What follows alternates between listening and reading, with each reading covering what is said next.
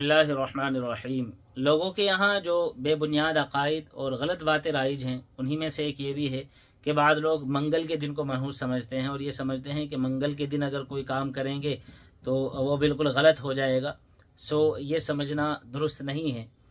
ऐसे ही एक बहुत मशहूर चीज़ है, आदमी कहीं जा रहा है, बिल्ली रास्ते से गुजर गई तो कहते हैं बिल्ली रास्ता काट गई।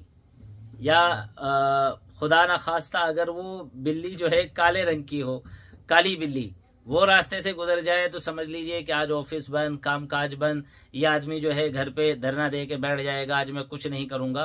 तो ये बिल्कुल गलत है। किसी बिल्ली के गुजरने से, किसी जो है चीज़ के आने से जाने से कोई फ़र्क नहीं पड़ता। अल्लाह रब्बुल आलमीन ने जो मुक़द्दर में लिखा है, जो तय है, वो हो के रहना है।